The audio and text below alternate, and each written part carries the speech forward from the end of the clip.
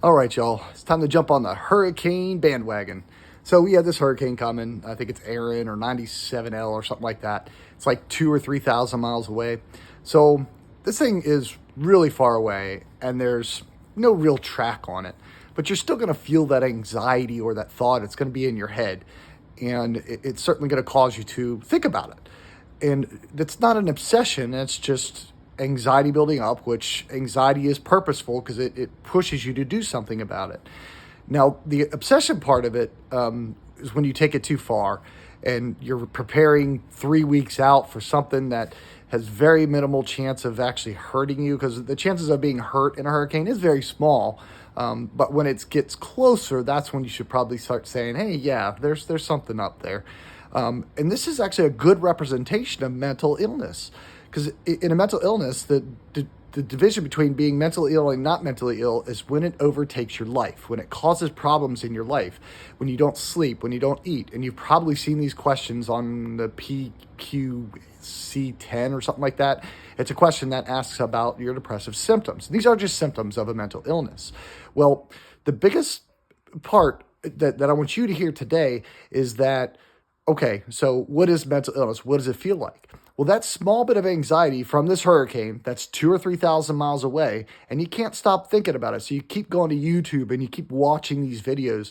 Oh, it's going to hit us. It's not going to hit us, back and forth.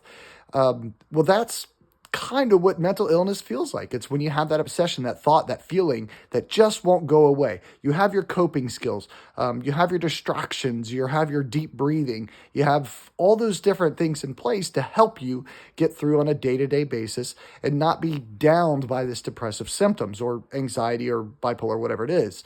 So if you want to know how it feels, just take that anxious feeling that you have about something that's really not that impressive right now or that impactful, and then stretch it out to every day, all day, at 100 times the level that you're feeling it right now, and not being able to get rid of it no matter what.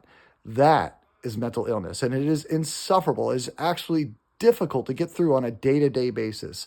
So have a little mercy on the people with mental illness and realize that it is difficult. It's extraordinarily difficult, and it takes time, patience, your group that's around you, your support group, and then going to your doctor's appointments, taking the medication, all this just to survive another day.